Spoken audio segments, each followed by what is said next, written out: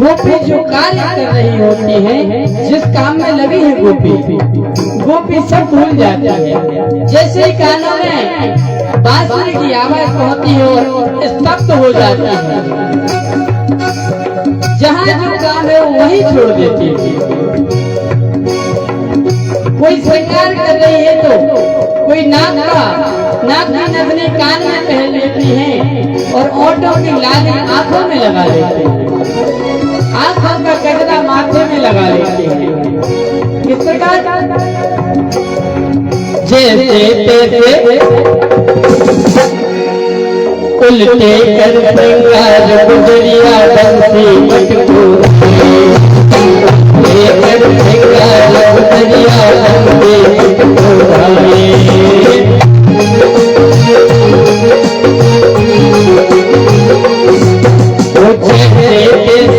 उल्टे सीधे ग्रह का रजन पटाए, उल्टे सीधे ग्रह का रजन पटाए। उल्टे सीधे ग्रह के कारण निपटाए। कुछ काम कर रही है, पता चला कि पानी भरने जा रही है, पानी का घड़ा वहीं छूट गया, पानी का घड़ा छूट गया। कोई बुहारी लगा रही तो बुहारी वहीं छोड़ दी। यहाँ से पता चला कि बाहर ले जाना है, झाड़ू लगा के वो अंदर के लिए ले गए। ये मुरली का प्रभाव है। जैसे जैसे उल्टे सीधे जैसे उल्टे सीधे उल्टे कर श्रृंगार गुजरिया बंसी मटको ढाए। और आगे क्या करती है देखो, जो गोपी खीर बना रही है, खीर बना रही है तो उधर भी उल्टा सीधा काम करती है। कैसे करती है? खीर में डलता है, खीर में डलती है शक्कर और दाल में डलता है नमक। तो गोपी क्या कर रही है? खीर में नमक डाल रही है, दाल में नहीं डाल रही है, खीर में डाल रही है। खीर में दाल में शक्कर माखन में मिर्चाई, खीर में दाल में शक्कर माखन में मिर्चाई, शक्कर माखन में मिर्चाई। खीर में नमक डाल दिया और दाल में क्या डाल रहे हैं? दाल में शक्कर। अब आगे दूसरी गोपी क्या कर रही थी? एक गोपी है जो सारी भूसा बना के गौ के सामने रखने वाली थी। भूसा रखना था गौ को, भूसा गौ को रखना है और ससुर के लिए देना है भोजन परोस के। तो गोपी क्या कर रही है? गोपी के कानों में जैसे ही मुरली की धुन बजती है तो गोपी क्या कर रही है? गौ गाय के लिए वो साग रख दी और एक गौ साग ससुर को भूसो, ससुर के आगे बोलो, गाय की सारी दूध ले जाके ससुर के आगे रख दी। गौ साग ससुर को भूसो ऐसी मटी बोलाई, गौ साग ससुर को भूसो ऐसी मटी बोलाई। बोलिया है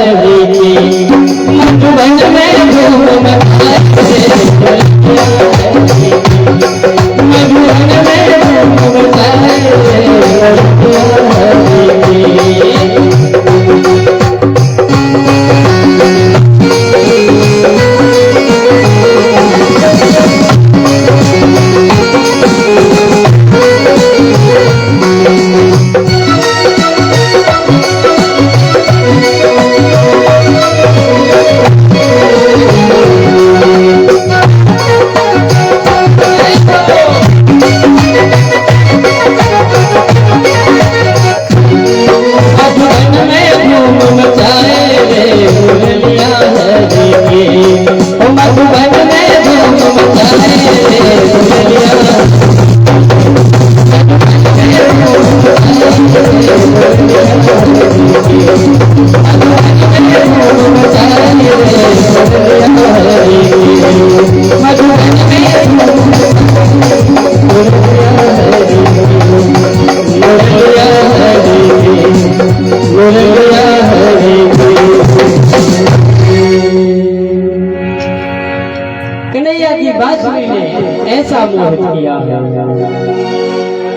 मती बोर आ गई। कुछ करना है और कुछ कर रही है।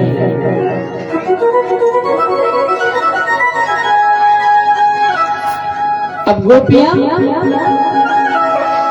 सारे काम छोड़ के कन्हैया के पास जा रही है। किसी ने यदि कोई सास माता रोकती है कि कहाँ जा रहे हो, घर का काम करना है, सारा काम पड़ा है, तो क्या कहते हैं गोपी? मन तो रह जाता है, गोपी का शरीर रह जाता है यहाँ नीचे, और गोपियों का मन चला जाता है भगवान के पास। मन से रह नहीं सकती यहाँ, शरीर पे कब्जा तुम्हारा है, लेकिन मन पर थोड़ी किसी का। मन किसी का, क्योंकि देखो चंचलम ही मन कृष्ण, इस मन पे किसी का अधिकार नहीं है। और मन की जो गति है बड़ी विचित्र है।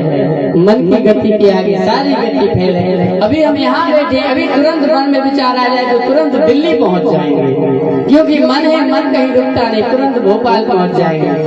बोले भोपाल पहुँच गए, विदिशा चले जाएंगे, क्योंकि मन है, ये शरीर भले नहीं बैठा है। मन से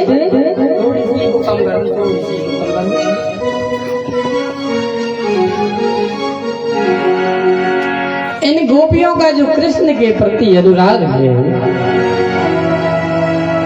जो स्नेह है, जो प्रेम है, उसे ना तो बता सकती हैं, किसी को समझाए से समझ में नहीं आता। गोपियां क्या कह रही हैं? शरीर भले आपके पास रहे, लेकिन मन से कन्हैया के पास पहुंच जाती है सारी गोपी मिलकर। कृष्ण भगवान जहां नजर डालते हैं वहां गोपी ही गोपी दिखती है। तो कृष्ण भगवान कहते हैं, क्या कहते हैं? स्वागतम हो महाभाग प्रियम किम करवाणि। स्वागतम भो महाभागा, मैं आपका स्वागत करता हूँ। देवियों, वास्तव में आपके आगमन से मुझे बहुत आनंद प्राप्त हुआ। मैं आप सभी का स्वागत करता हूँ। पहले तो कन्हैया स्वागत करते हैं और बाद में डांटते भी हैं। क्या कहते हैं? बोले आधी रात में तुम अपना घर छोड़ के चली आई, तुम्हें शर्म नहीं लगी? तुम्हें लज्जा नहीं आई?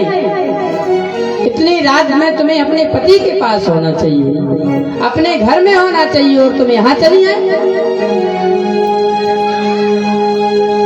जैसे ही कन्हैया ने डांटना प्रारंभ किया है, गोपियां सीधी खड़ी हैं, केवल और केवल अश्रुपात कर रही हैं, कुछ बोल नहीं पा रही। क्यों नहीं बोल पा रही? क्योंकि प्रेम, जब किसी से प्रेम होता है और प्रेमी जब हमें डांट लगाए कुछ गलती से, या कुछ गलती हो गई हो हमसे, या बिना गलती के भी डांट लगा दे, तो बोल नहीं पाती, फिर केवल सुनती है और अश्रुपात करती है। नेत्रों से जो है आंसू झरझर बह रहे हैं और कन्हैया डांटते जा रहे हैं। बोलिए यही संस्कार है तुम्हारे? आधी रात में अपना घर छोड़ के चली आई, तुम्हें अपने पति के पास होना चाहिए, क्या कर रही हो यहाँ? गोपियां सुनती रही, कुछ न कर सकती। इतनी घोर रात्रि में तुम लोग यहाँ आ गई। अब गोपियां कहती हैं जब बहुत देर हो गई, कन्हैया सुनाते रहे, गोपियां सारी सुनती रही। जब देर हो गई तो गोपियां कहती हैं, कन्हैया यदि आपका प्रवचन हो गया हो तो आप कुछ हम सुना लें। आप बहुत देर हो गई आपको प्रवचन देते देते, यदि आपका अब विराम लग जाए तो कुछ हम सुना दें। कन्हैया कहते हैं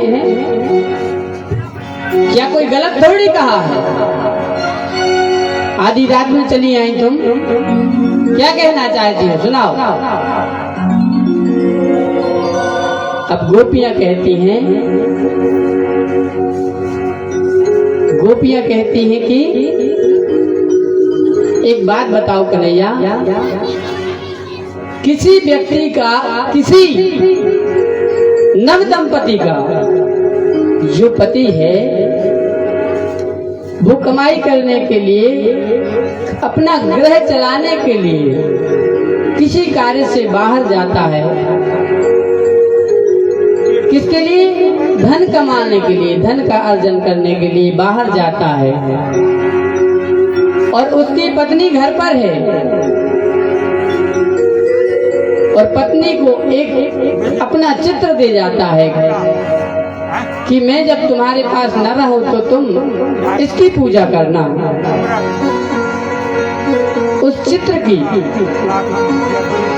बोले ठीक है, करना चाहिए, जब पति बाहर गया है और सामने नहीं है तो चित्र की पूजा करनी चाहिए।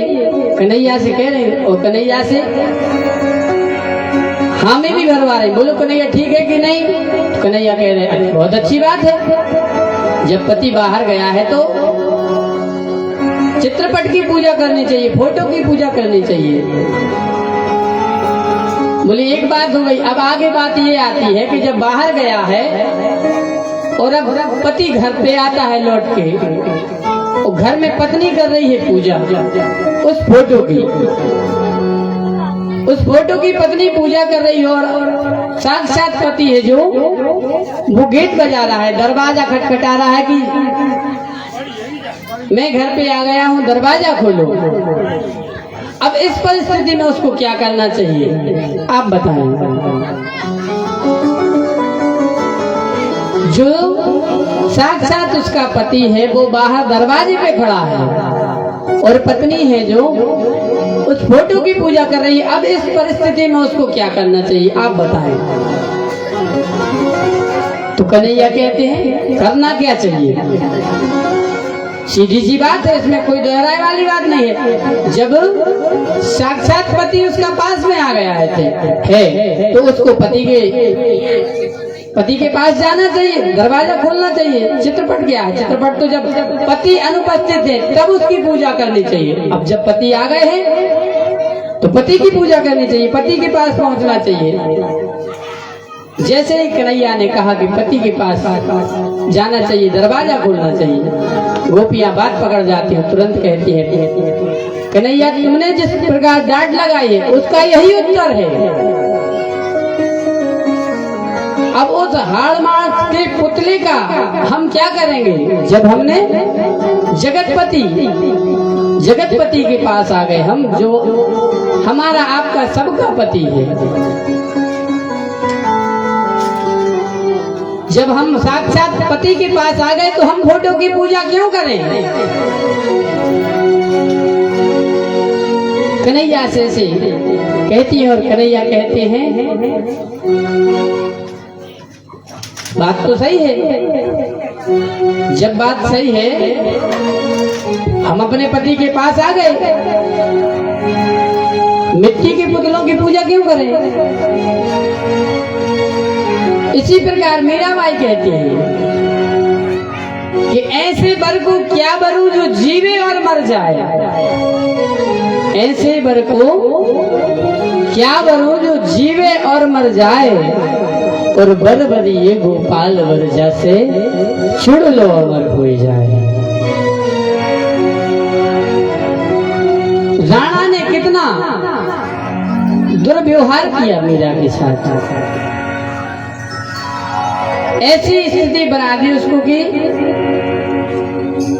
दासी के हाथों से प्रसाद भेजा, दासी के हाथों से प्रसाद भेजा राणा ने कि जाओ ये जाके मीरा को दे देना, और मीरा से क्या कहना, मीरा से कहना कि ये गिरधर गोपाल का प्रसाद है।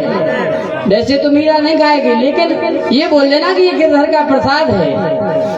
दासी कहती है मैं ऐसा कैसे कहूंगी, मैं ये पाप क्यों करूं, मुझे इससे क्या मिलेगा। तो यहाँ लालच देता है राणा उस दासी को और कहता कि जाओ जाके ये प्रसाद मीरा को दे देना और कहना कि राणा ने तुम्हारे लिए भेजा है। जैसे ही दासी मीरा के पास पहुंचती है और प्रसाद देती है और कहती है मीरा ये प्रसाद तुम्हारे ससुर ने भेजा है, राणा ने भेजा है, गिरधर गोपाल का प्रसाद है। तो मीराबाई कहती है अरे अरे अरे कितनी सुंदर बात है, लगता है सभी में सद्बुद्धि आ गई, पूजा पाठ करने लगे। आज प्रसाद भेजा है, आज प्रसाद जब भेजा है तो कल से भजन भी होगा। लेकिन दासी यहाँ क्या कहती है कि मीरा क्या भगवान का प्रसाद कभी काला होता है? भगवान का प्रसाद आज तक तो मैंने काला नहीं देखा, काला भी प्रसाद होता है। तो मीरा कितने सुंदर भाव से कहती है कि जब मेरा गोपाल गिरधर काला है तो उसका प्रसाद काला क्यों नहीं हो सकता है? प्रसाद भी काला हो सकता है। मीरा ने प्रसाद पाया। मीरा ने तो पहले ही अपने कृष्ण कन्हैया लाल को पति मान लिया है। मीरा बारंबार हर क्षण हर श्वास में एक ही भजन करती है। क्या करती है कि मेरा तो गिरधर गोपाल दूसरा न कोई, मेरा तो गिरधर गोपाल दूसरा न कोई।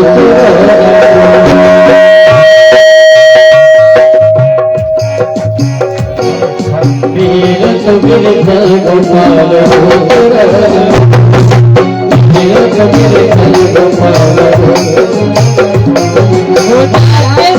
मोज मुकुटा जाके सिर मोज मुकुट मेरा पति मेरा तो गिरधर मेरा तो गिरधर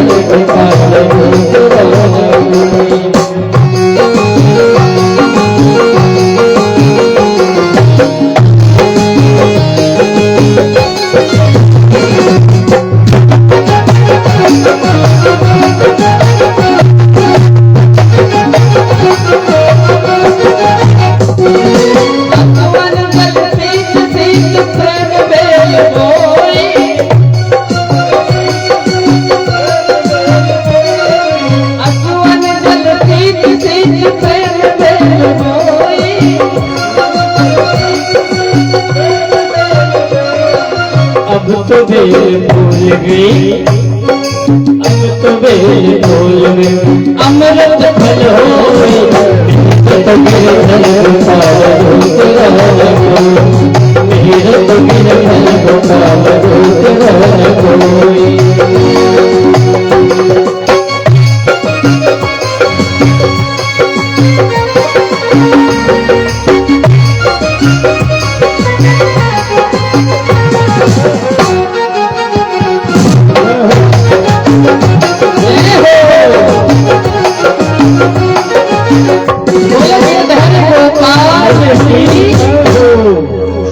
ऐसे मीराबाई ने गिरधर को पाया है, क्योंकि भक्त के आगे भगवान सदैव नतमस्तक होना पड़ता है भगवान को। अब गोपियों ने कहा जब आत्मा का साक्षात्कार हो जाए तो आत्मा का पति सिवाय आपके और कौन हो सकता है कन्हैया? बोले बांके बिहारी लाल की जय। कुछ दानदाताओं के नाम जो है श्री विजय सिंह जी 1101 रुपया, श्री रमनलाल राहुल रमला जी 501 रुपया, श्री इमरत 251 रुपये।